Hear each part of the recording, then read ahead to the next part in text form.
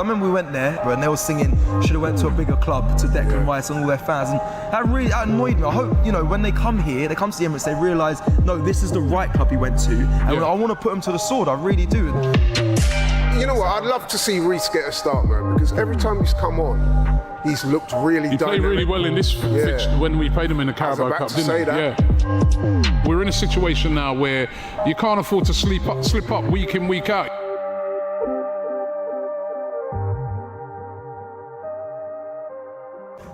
Welcome back to AFTV. Welcome to the Starting 11 show. It's Arsenal versus West Ham in the Premier League. Declan Rice faces his former club in the Premier League for the first time, and a win puts us top of the league. So we of course need to react to this starting 11 that will be coming out in about 24 minutes time. Why is it 24 minutes, not 30? Because we're running a bit late, so apologies. I see you all complaining in the comments there. We are sorry, but we're here. Welcome everyone. We have Lee, Julie, Christian and Mr. Don Robbie as well in the house. Let's get a round of applause for the first game since Christmas Day. We of course were top on Christmas Day, but Liverpool did their job and now we have to respond, Robbie.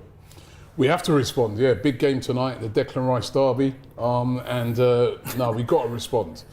You know, we've got a great record against West Ham at home. We've got a great record in these London derbies. I think it's 17 we've won, 17 we haven't been defeated in, but we need the 3 points tonight, and won't be an easy game because you know, you go through their 11, they've got a really good side, but so have we. And if we play to the levels that we did at Anfield, especially in the first half at the start of that game, I really do think we'll get the job done tonight. Christian, welcome back to the channel, man. Thank you, mate. Man City, look, I actually thought Everton played quite well, especially in that first half, but City to score 3 at Goodison Park, an informed Everton team, they're now 3 points behind us. Of course, if we win today, they'll still have that game in hand on us. But have they just sent us a little message going into tonight, like, don't slip up. You've had your 2-2 Fulham at home, and there's been like a draw at Villa where we probably played well enough not to lose. Newcastle played well enough not to lose. I know we can't go the rest of the season saying we can't slip up, but surely home opportunities, with all due respect even to West Ham, a good side, are really 3 points we've got to be taken. Yeah, I think regarding City, they have been slipping up, giving us a bit of a chance to kind of get a lead on them. I watched the game yesterday. I thought in the first half, Everton kind of had a couple of chances. City they didn't look like City. I know obviously they've been travelling, playing in the Club World Cup. They did in the second half look like But that's what I was going to say. I know John Stones also got injured and went off in the first half. I think Nunes doesn't look quite up to City level. I think when he came off, I can't remember who they brought on for him. Who did they bring on for Nunes? I think Kovacic they brought on. Yeah, Kovacic came on. They kind of clicked into it. Once they got into their gear, I think in the second half, that kind of dust from all the travel, you could kind of see this is City. Obviously, some of the finishing, Bernardo Silva's, maybe you could say it's an open goal, but the finish was lovely for the 3-1. But yeah, they put pressure on us. 3 points behind us. If we were to drop points tonight, if we were to draw or lose, it could be 3 points with a game in hand. So yeah, I think we're also a little bit fortunate to still be second. If you look at the Villa game, could have beat United, they could be above us as well. So yeah, a bit of pressure on us tonight in terms of we obviously need to win to go back to the top of the table, but if we drop points, there's other teams kind of creeping up. It's tight. The top 5 is tight. Yeah, Spurs could be a point behind us if we don't win. So yeah. Yeah, Julian, pressure or just another day at the office today? No, I think it's massive amount of pressure. I was feeling really relaxed after the Liverpool game. I thought we're top of the league. I was looking at all the stats behind it. I was looking at the way we were playing, which I didn't think was great, and we haven't clicked, but I thought we were just going to push on. And then suddenly we haven't played for almost one fixture of games, and there's City. They're 3 points behind us. We've still got to go to City. Liverpool are ahead. Pretty much every single result, other than the Villa result, didn't go our way, and everyone's not ahead of us. But again, it just reinforces that if we don't win, there's no room for error. We have to win, so I think the pressure is massive.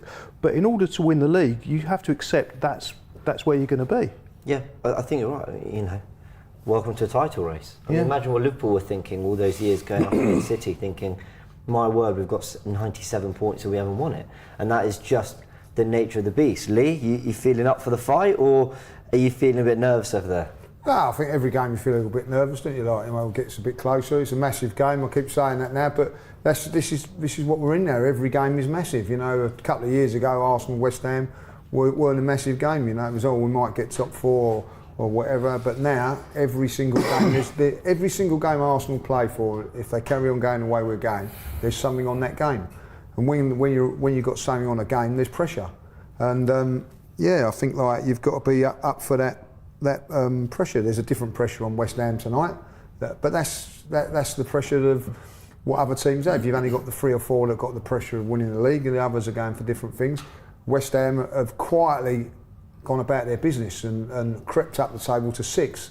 You know, so all credit to them. You know, that when I look at Declan Rice and what he's done for us, and they've lost that, and they've still carried on to 6 in the table. I think that's a big plus on the manager and also the recruitment of West Ham this season, because he has been absolutely immense, and for them to lose him and still maintain what they're doing, credit to them. Yeah, agreed. Well, Ollie sent in a super chat saying, watching the game with 2 West Ham fans, and one of them is in the army. Win or lose, you may never see me again. Big up everyone and love for the love. Ollie, thanks for your super chat. Enjoy the game.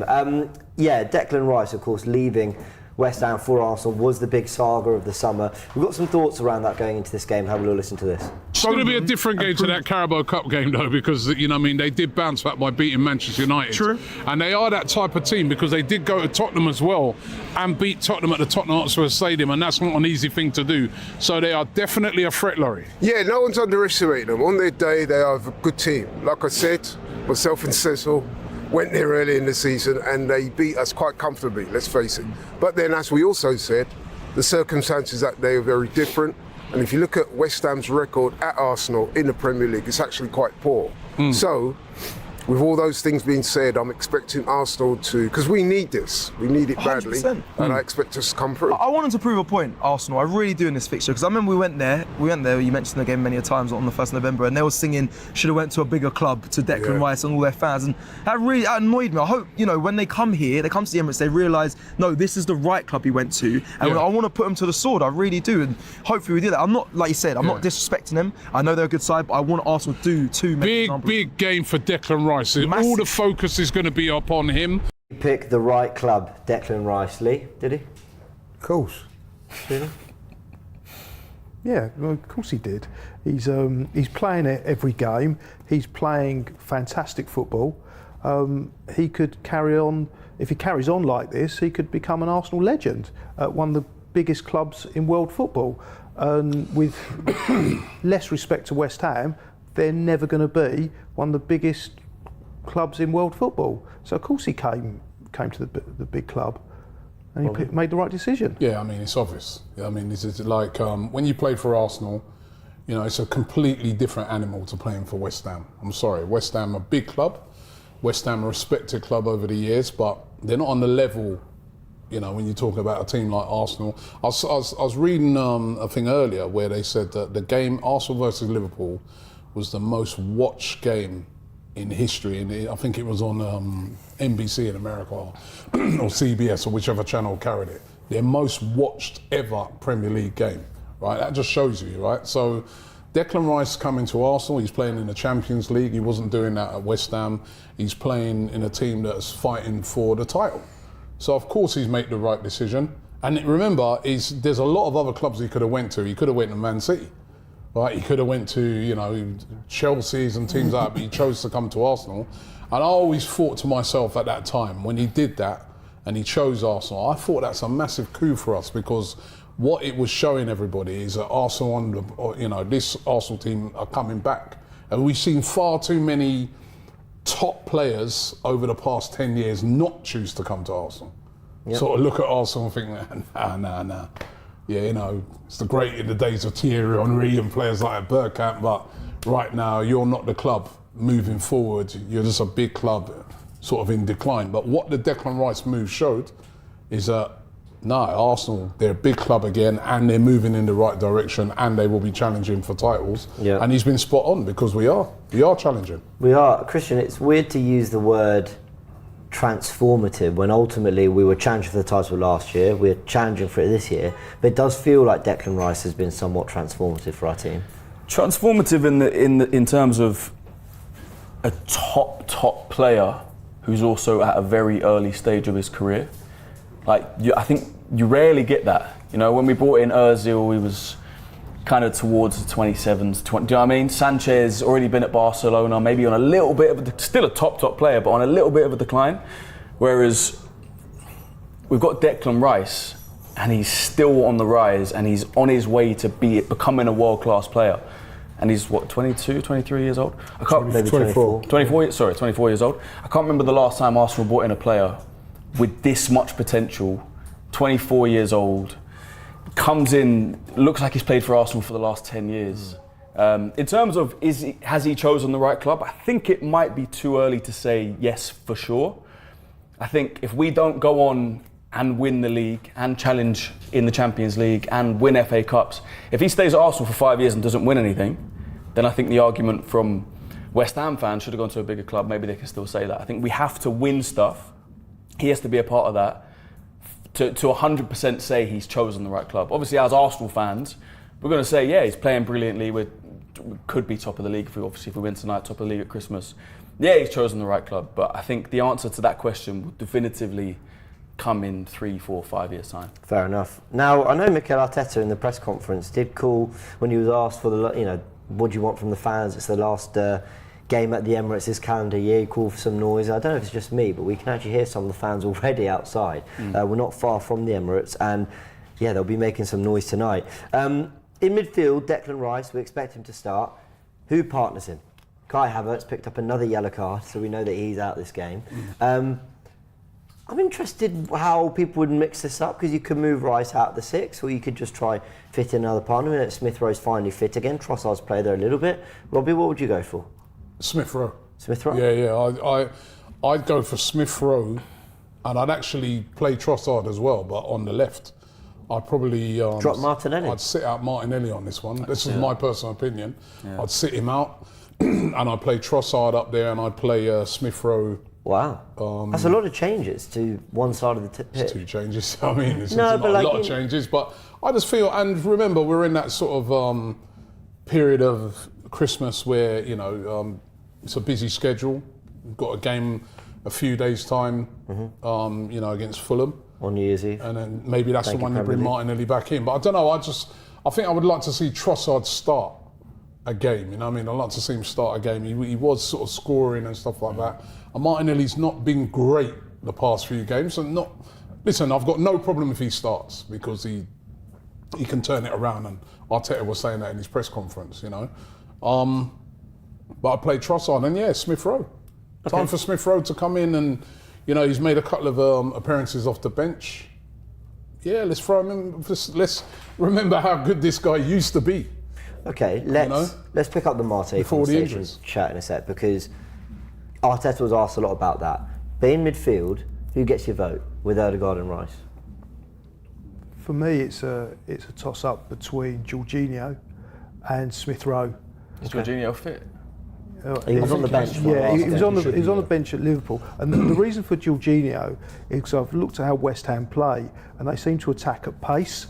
And I think we need to combat that, because there's a reputation with their manager that all it is defending, and they're great at defending, and that's all they do, and they're just going to put a low block, and that will be their only strategy. And they might well put a low block, but for once in seeing the way Moyes plays, their attack seems actually stronger than their defence. So I think we've really got to watch that. So for me, put Jorginho back there and let him combat that. But you're contradicting yourself a bit, though. I'd say because to me, they're a team. They will come and put a low block tonight. I'll be absolutely flabbergasted if they didn't. Which in my books means then we need to be on the front foot. We've got Declan Rice who can cover. We've got Saliba and Gabriel at the back here. They're good on them one-on-one situations, right?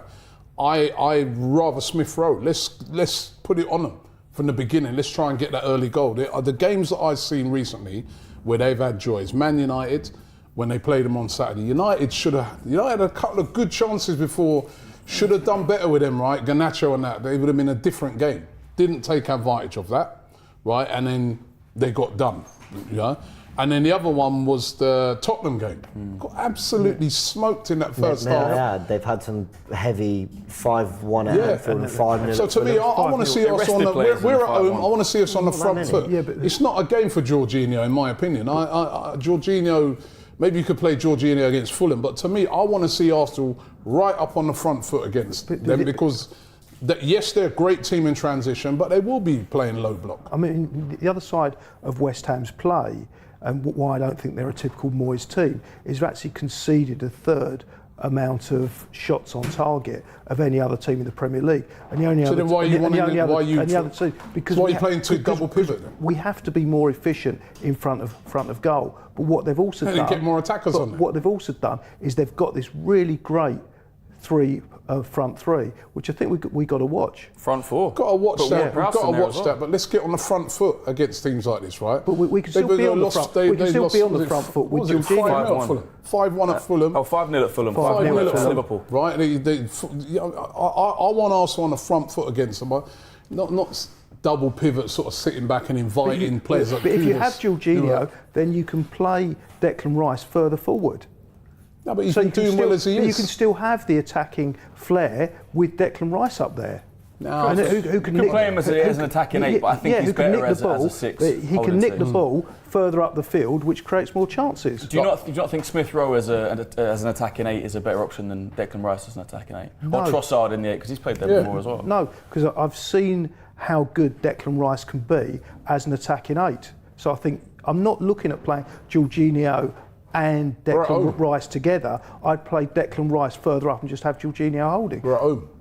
Yeah, that's why I put Declan Rice further forward. I don't think Julian's idea is crazy because Jorginho is a really good progressive passer who breaks lines. I remember away at Villa, it was Jorginho who kept getting us in behind last season. So you could look at him for that, but also sometimes against a low block, the way to actually break them down is win the ball high up the pitch, and someone like Declan Rice helps you do that. It's not crazy, but I think they've got a lot of quality going forward. Their front four is going to be Paqueta. That's what I worry about.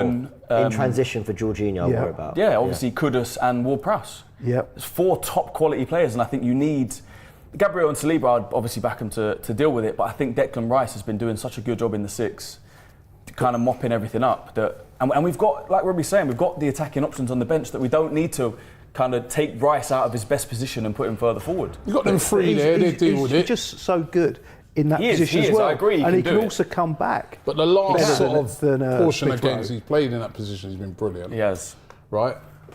Get the attacking guys forward, man. I want to see Arsenal positive. He can be an attacking guy. You've got this idea in your head that he's just defensive minded. He's not. We've seen putting two defensive midfielders in there, I feel. And I've seen him in attacking positions. He doesn't look the most comfortable. Sometimes, he gets to the byline. I think that pick outs, when he's cutting it back, the Granit Xhaka roll. He's obviously right-footed playing in a left-sided eight, right? So I think having a player like Trossard who's a bit more two-footed, can turn a bit quicker, a player like Smith Rowe who I think is a better finisher, can pick out a pass a bit better, I think is a better option than having. Do we not worry a little bit about just chucking Smith Rowe in there? I know we did it for Sheffield United at home. With all due respect, they conceded more goals than any Premier League side in history by that point in the season. Smith Rowe, he hasn't pulled up trees when we've seen him, but then he's also not had a run, so we've got to be fair. Would you worry about it, Lee, just chucking Smith Rowe in there and saying, there you go, I wouldn't Premier League worry game? about it, but he wouldn't get my team today. Who'd be yours? So I see what Julian's saying with Jorginho in there. I can say, but I would go against that on the pure fact is that Declan Rice is playing so well in that role. So yeah, I hear that. That would be the only thing. If I was manager today, I'd be thinking, he's playing so well there. Can I just change it over? So I would go with Declan Rice and I'd play Trossard today. Trossard in the eight. Obviously started there against Brentford. I think he's had a couple other appearances in that I just role. think he's a little bit sharper, a little bit fitter than what Smith Rowe is like. You know what I mean? That's my thing. If it's not quite working, then bring Smith Rowe on. But I do agree that I think West Ham will come with a low block, and I think sometimes it's not just those passes you need. It's someone that can go past players. Trossard does that. He looks to go past players from deep. So, and I think he deserves a go. I think he deserves a start. Well, we're going to find out in 5 minutes what Arteta has gone with. Let's talk about two other potential problem positions. And I don't want to go overboard when I say it, but Zinchenko obviously You know, I reflected on that Liverpool game, right? He actually had some good moments in that game. He just also had a shocker on the goal. Like the defending on the goal was terrible, diabolical. And I think that almost, I won't say it clouded everyone's view of his performance. Like rightly, that was a big moment and people judge people on it. People judged him on it. He also had midfield. Sorry? You could. I've been saying it for 18 months, right? He's been saying it for a long time. Yeah. He plays in midfield anyway. He's not a left back. But he's a that's left back part of the playing in problem midfield at times. Like, is that he can get caught out a little bit either. But his biggest problem is that he's getting caught on the ball. Like, That's what he done that more against Liverpool exactly. than anything else. His one-on-one defending against Salah wasn't that bad on the day. Like only that one slip up, and you know that's all. But you it can't takes defend like. against I'm quality. sorry. I sort of tried to stick up for him a little bit after the game because I've only seen it the once, and you go, and I was going, oh no, Mo Salah's a quality player and all that. He let him go far. It was too horrendous. Easy. It was It absolutely far horrendous. too easy for a defender to do that. I was disappointed when I see it back how poor it was. Yeah. But if you look at the context of the whole game, did Salah skin him every single time? No, exactly. No, he didn't. But the one time you've got to defend properly, he didn't. But and he gave the ball away on several occasions. that's the bigger issue. He's meant to be the safe one in possession, and he's losing it. That is the mix of what Arteta wants is risk with reward, so that's going to happen. So There's no alternative either to him at the moment. no, he plays today. I'd be very surprised if he don't play.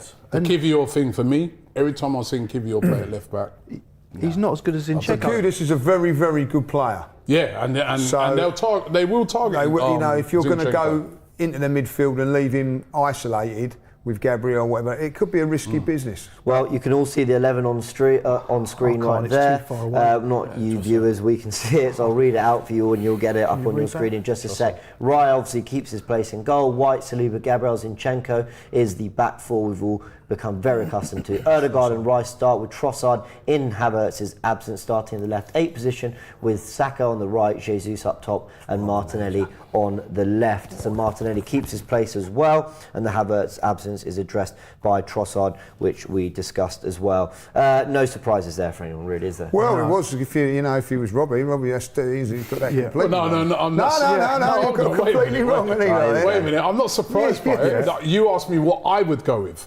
I would have went with Smith Rowe, but that's probably the team that I expected. And me. And listen, Trossard being in there, I'm still very pleased with that because there's a lot of goal scorers on that pitch. There's a lot of attacking options on that pitch rather than. Is that going definitely the team? Yeah. Is it quarter past? Yeah, well, you know. What's the time? Got it early, innit? We've got a bit. It's not one of these Twitter rumours. I picked the team, so. No, this isn't a Twitter rumour. This is the one. There we go, one football advertising. Oh, cool. So we have it officially. I mean, it's not that surprising to me. That's the team that I would have gone And who's the with. subs? We will get back to you on that very soon, Julian. In terms of I'll have a look out for the subs now. just one more on Zinchenko, I'm still in two minds whether it's an overreaction to the Salah goal, whether he actually got skin, because he's trying to show him on his right. He's probably a little bit too far. If we're actually analysing like the actual play, he's probably turned too far to the right. Because if Salah's on the edge of the box and you want to show him onto the right, and then he cuts back on his left, you can give him a shot from outside the box into left. But because of how close he was to goal, I think you've got to face up a little bit more. He also It's what he does after for me. It's not even so much that. It's caught It's slightly like after that, it's just a little half-hearted leg. That's what your puts body him under across. pressure. You know what I mean? Yeah, That's what puts him under the pump. He misses the flight of the ball. I didn't even Tommy mind that Asu's so playing. much. He doesn't Tommy miss the Asu's flight playing, of he clears that it. ball. So he misses the flight. Yeah, I didn't even mind that much. For me, it was he the misses the one-on-one flight of the ball, defending. so he doesn't intercept it. So his body shape is wrong. He's had to quickly turn into the thing, and then Salah's got him. Yeah. But from that point, okay, let him come in on the inside, but then be aggressive. And it was a little. I will add, I'm not forgiving Zinchenko on this, but I will add, what a bloody goal! Yeah. From Trent's pass to about the best right winger in the Salah's. world. You're not But talking also, about- have you seen that ball went the only way it would miss Raya's left hand and get within the inside of that post. ridiculous. Like he hit the one place with unreal pace. I was just like, Zinni got done, and Zinni was terrible defending that goal. But also, no other right winger, in my opinion, punished us as badly. And also, I will say on this, I'm getting a little bit fed up with it a little bit. Like, if I'll be really honest, I see Saka getting the ball, and particularly in that game, that Endo getting straight over to double up on him. When that was happening, we let Zinchenko a one-on-one situation with him. I didn't see that the whole game for Saka, but we allowed it to happen. So Gabriel should have seen the danger a little bit and got over it. If not, one of our midfield players should have come over. Martinelli, I think, has got to be tracking Martinelli back more. or Kai Havertz. I don't think you can get back that quickly, because the ball from Trent was so quick. But you know before the game, that's their game plan. Every time Trent gets the ball, it's that over the top to Salah. We have a different game plan. By the way, I've got the bench. Let me give you Arsenal's bench. It's Ramsdale, Kivior, Cedric, Ethan Nwaneri, Jorginho, El Neni, Smith Rowe, Eddie Nketiah, and Reece Nelson. Nwaneri making the bench, good on him. And on the West Ham team is Areola in goal, Ogbonna, Mavropanos, Emerson, Kufal, Kudus, Souček, Alvarez, Ward-Prowse, Paqueta, and Jared Bowen. A lot of technicians there, you know. Looking some good players. Defensively though, they're missing. That's Mav is there for him. What's the name's out, isn't it? Zuma's out. Which is that'd be a big miss for them. And they got Mavropanos. But that's where we got to try and get stuck into them. Mavropanos and that Ogbonna was awful against Liverpool. We've got to try and exploit that. That's where Arsenal can have some joy. What do you think of that comment about Gary Neville? What Gary Neville said? I thought it was quite interesting that our front three don't connect. He's right. I actually looked at that, and he is right about it. They don't really connect like other teams do with their front three, do they? Arsenal. It feels a little to bit me individually like. It feels to me like Arsenal are moving around less when they have the ball, because they want to be more structured when they don't have the ball. So if you look at us, I think we're probably the best pressing team in the league. You know, Villa, Liverpool, Newcastle, whoever came up against, we were winning the ball high up the pitch, forcing errors out of the opposition. But we're just not. Remember last season, Jesus would drift to the left, Martinelli would be up top, constant interchanging. There would be, Xhaka would sometimes be the highest person, Erdegaard would sometimes be the highest player. And now it just feels like players are slightly more rigidly stuck to their positions. And Arteta, I think, tries to tell us in press conferences that that's not on purpose, that we're not trying to be any different. But I can't help but feel like it is tactical. I don't know if anyone else feels that way. Martinelli's not close. He doesn't feel like he's as close to goal as he used to be. I feel like he's not connecting well enough. I feel the others are. I feel that he's not. There's a lot of times where his final ball's not been great, or he's overrun. He did it a lot at Liverpool. He's overrun it, overplayed it. He's just got to sort that out. I think Arteta was sort of saying that in his press conference. He just needs to sort that out a bit, because he was doing that brilliantly last season. And this season, sometimes he's been overplaying, trying to run it down getting into that position when he tries to do that thing, he runs down the line, and instead of cutting it back sometimes, I just... But he's also able to stretch their defence by doing that. The runs that he's making, he's dragging a lot of defenders over to him, and they are doubling up on him, which is giving more room to our other players. Now, all he's got to do is just perfect that final ball. But he's getting himself into brilliant positions, and I think he was asked in the press conference, Arteta, do you think he's suffering from a lack of confidence? Now, for me, if that's a lack of confidence, I'd like that lack of confidence. It's not a lack of confidence. It's not at all, because every time he gets the ball, he seems to be pretty determined of knowing what he wants to do. He's just not have that final ball. But I'd love to see him score tonight, because I think he needs a goal. I think he's just a player waiting for that lift off at the moment, you know what I mean? Yeah. Out of everybody today, I like him to score. Yeah, well, he scored. Remember, we were 1-0 down against West Ham in what was the first game after Christmas last season, first game back from the World Cup. Go 1-0 down via a penalty. I think Saka pulls us back in, and Martinelli, with one of his clutch near post finishes, just slaps it with his left foot. I want to see a little bit more of that, that kind of. He's got that street footballer kind of. Just give me the ball, I'm going to run at you. I'm going to shoot from distance. I'm going to cross it into a dangerous area. It doesn't feel... What I love about Martinelli, people have said he's aesthetically not as good to watch as other wingers. That's what I love about him. Yeah. He feels more chaotic. He feels a little bit more rough around the edges, but he's a fighter. Yeah, and I want to see him get that back in him. Make runs, run at players, get stuck in, work hard. And one of the massive things about it is you can question a lot of wingers through the years, work rate. of a lot of white players. That's one thing you can't put at his door. He agree. always puts in a shift. He just looks like he loves playing football, loves playing for Arsenal. He's an exciting player as well. I think he's You like exciting. to- Still my favourite player. Yeah, and mine. I think to say that we're not, just going back on the Gary Neville point, to say the front three don't connect, I think is a massive overstatement. Just a few weeks connect in ago a we won different way. 6-0 in the Champions League.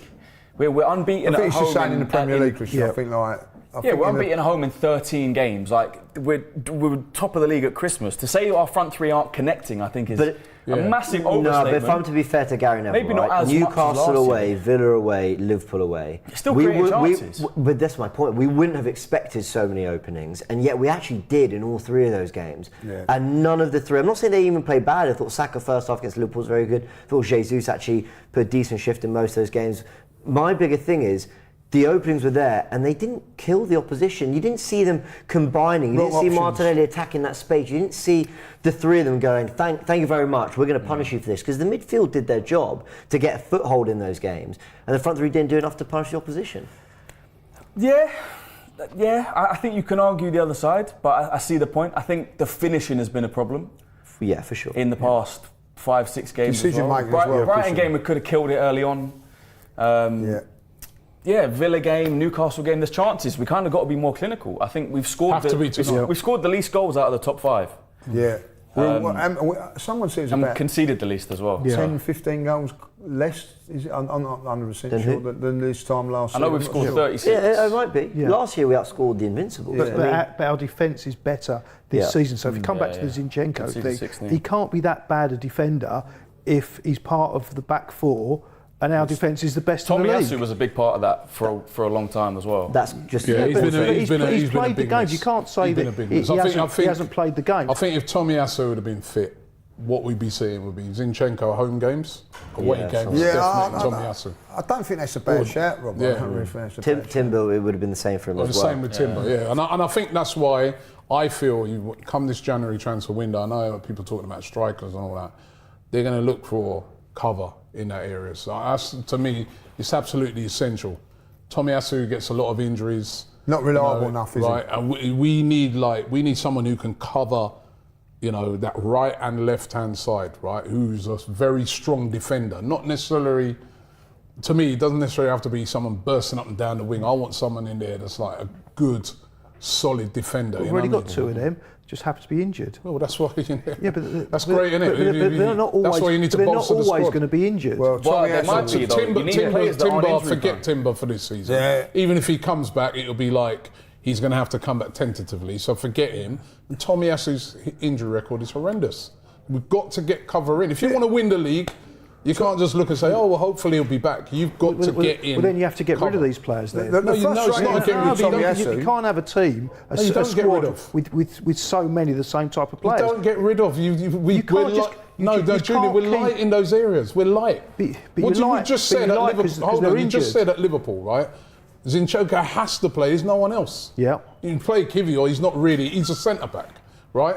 And even in the centre-back position, normally Tomiyasu could cover that as well. So we need another player there at the back who can cover those positions because we're light. But in reality, you're not going to be able to buy these players unless you sell. Otherwise, we end up in the same position as Everton. Potentially it depends how much you buy them for. We're not talking about going out and spending £100 million on a fullback. I'm talking about maybe a loan, or I'm talking about a £15-20 million guy that's going to come in and bolster that back line, right? That that if you're going away from home, right, you've got him. Or if Zinchenko's not having a great game, you've got him. If Zinchenko's injured, he can come in. Or if any of those guys, of course, we've got a lot of games. We've got coming up in January. Hold on. FA Cup. Champions League starts back again, and the league week in, week out, right?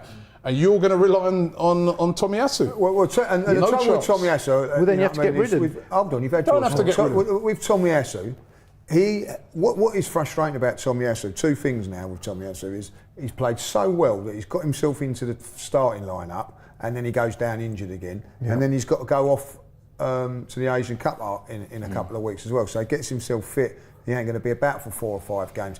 We've got to have players. If you've got players, you've got to have reliability. Now, at the end of it, it's not the first time that he keeps continually breaking down. But I'm a big fan. To win the league, Yeah. you can't take a chance. No. Yeah. And you can't have So then you have to get rid of them. injury-prone players. I think being injury-prone in top-level sport is almost overlooked by a lot of fans because, you know, don't get me wrong, I haven't played top-level sport, but you can see it when you've got a team that stays fit. To the Barcelona team from 2010 to 2015, every single player in that team pretty much stayed fit every season. There's certain players, Christian, right, that teams haven't.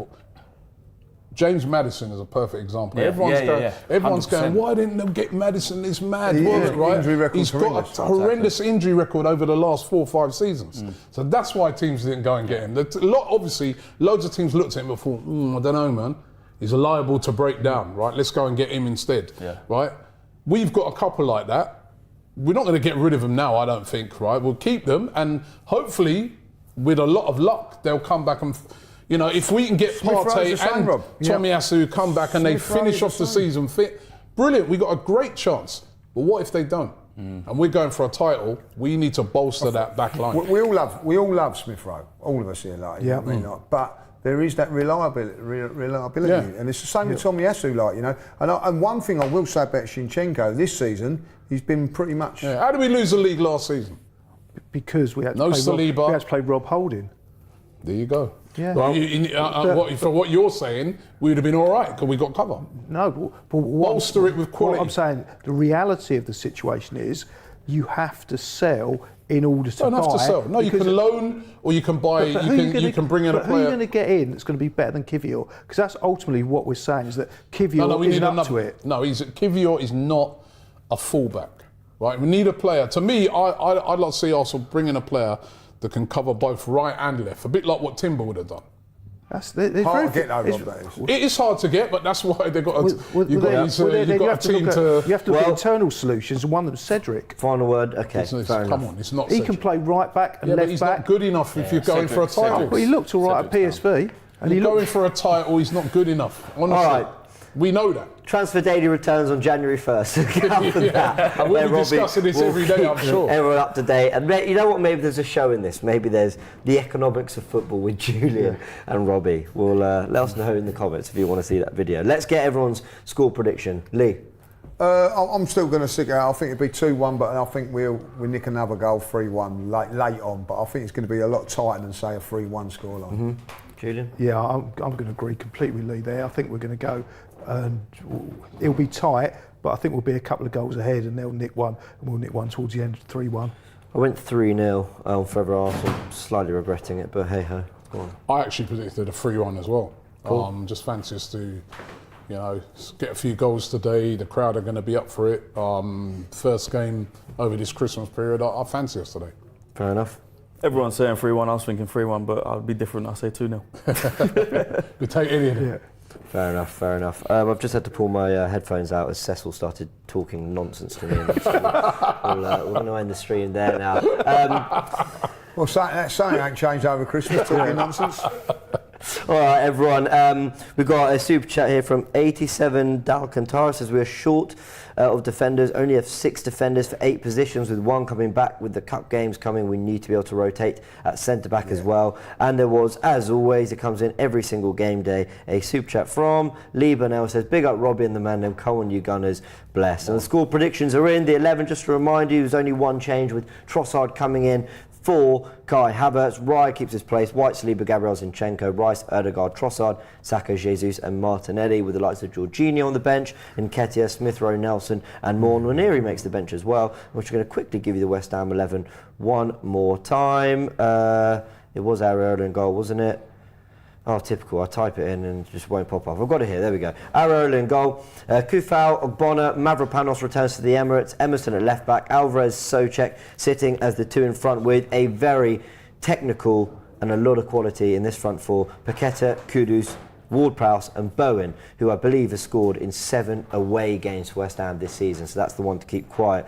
Dunk is at the centre circle as Brighton are about to kick off against Tottenham. They will be playing for 45 minutes for Arsenal kick off as well, so of course we'll be keeping a little eye on how our local rivals are doing. But win tonight and Arsenal go top of the league, and that's the prize we want at the end of the season, so let's keep that run going. Just one more Yes. thing before you Go go, on. James. I'll just remind everyone that we're doing a sale in the AFTV shop right now, so scan the QR code or click the link in the description to get involved with that. You can get yourself one of these. It's my favourite one. Go Yeah, check out the bought it AFTV enough store. times. Yeah. Well, You got what a do bed in that as Yeah, well, because do he you? likes it. Well, so where's it all the time? Yeah, that's a good thing. Well, yeah, okay. Have you heard of a washing machine? Or- Yeah. Yeah, well, every day. Anyway, catch you on the watch Matching along where pyjamas. Lee judges luckily won't be on the watch along. So, catch you in a bit.